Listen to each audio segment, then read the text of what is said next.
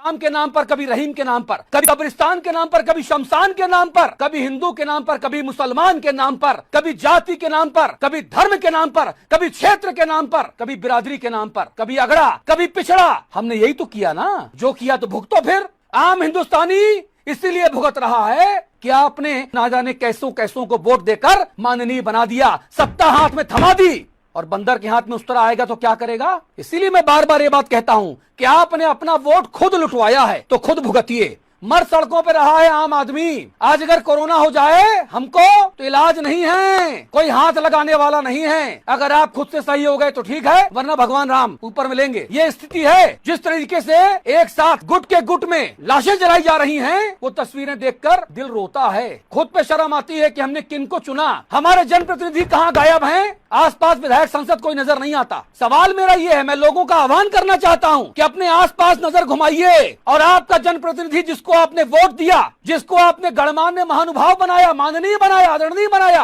वो इस दुख की घड़ी में आपके आसपास है कि नहीं है? अगर दुख की घड़ी में आपके आसपास वो नहीं है तो आप दोषी हैं कि आपने ऐसे निकम्मों को, ऐसे नाकाबिलों को वोट दिया। और सियासी भाषणों पर और दिखावों पे ना जाना, सियासी भाषणों और दिखावों पे ना जाना, अपनी और अपनों की जान खुद है बचाना। भगवान राम को याद करो, जिंदा रह गए तो कोरोना काल के बाद मुलाकात होगी, बात होगी, और अगर निकल लिए इस निकम्मे सिस्टम की मेहरबानी से तो ऊपर मिलेंगे। फिर या तो जन्नत मिलेगी, या दोजख मिलेगा, स्वर्ग मिलेगा, या नरक मिलेगा, देखा जाएगा। लेकिन आज जो हालात बने हुए हैं यहाँ जमीन पर, वो नरक से कम नहीं है।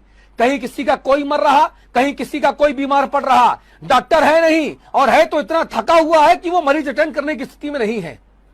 और ऊपर से हमारे नेताओं को सत्ता की मलाई चाटनी है।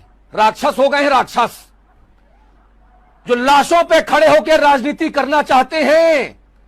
जिन लोगों को रैली में बुलाया जा रहा है, इस बात की गारंटी नहीं है कि वो 3, 4, 5 दिन बाद जिंदा रहेंगे, नहीं रहेंगे।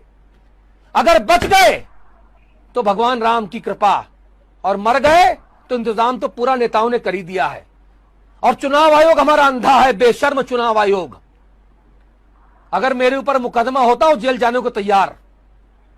भारत का चुनाव आयोग सबसे ज्यादा महामूर्ख और अंधा चुनाव आयोग है, मंदबुद्धि चुनाव आयोग, जिसमें बैठे चुनाव आयुक्तों को केवल मलाई चाटनी है, सत्ता की चाकरी करके अपनी पद स्थापना करानी है। आज यहां है, कल किसी और पद पे बैठेंगे, बुढ़ापा ठीक से कटेगा। शर्म आनी चाहिए चुनाव आयुक्तों को हमारे भारत देश के कि वो आम लोगों को कोरोना के मुंह में धकेल रहे हैं चुनाव के नाम पे। अरे क्या बिगड़ जाएगा अगर 6-8 महीना और राष्ट्रपति शासन या राज्यपाल शासन लगा रह जाएगा तो क्या तूफान आ जाएगा।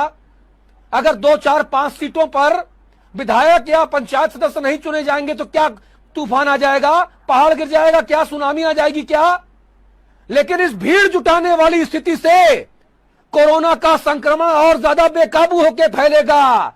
हाहाकार मचा है भारत देश में, और नेताओं को हमारे शर्म आती है। 140-145 करोड़ के भारत में कोई भी ऐसा मर्द नेता नहीं है जो खड़े होकर मंच से कहे कि नेतागिरी बाद में, लोगों की जिंदगी बचाने का काम पहले। कोई मुख्यमंत्री, कोई प्रधानमंत्री क्यों नहीं बोलता कि रैली में मेरी मत आओ, मोबाइल पे आपका मेरा भाषण मिलेगा, आपको मैं वर्चुअल भाषण करूंगा, आप लोग अपने घरों में रहिए, मेरा भाषण सुनिए, रैली पे मत आइएगा। मतदान करने का समय बढ़ा दीजिए, सुबह 6 से रात के 10 कर दीजिए, लंबी लंबी कतारें मत लगने दीजिए, आराम से लोग आए, वोट डालें, अपने घर जाएं, सत्ता भी मिल जाएगी और लोगों की जिंदगी भी बच रह जाएगी। लेकिन शर्म आती है मुझे अपने बेशर्म नेताओं पर। ऐसे हैं हमारे भारत के जनप्रतिनिधि जिन्हें वोट देकर हम चुनते हैं, जिन्हें हमारी जिंदगियों का कोई भी मोल नहीं है। आपको मरना हो तो मरते रहिए, साहब तो बैठे हैं मौज में। बहुत बढ़िया, एक और एपिसोड खत्म हो गया। आगे और कितने एपिसोड खत्म होंगे मुझे नहीं पता। हमारे नेताओं की बेशर्मी कब खत्म होगी मुझे इसका इंतजार है। बहुत बहुत धन्यवाद, नमस्कार। जो कहूंगा सच कहूंगा।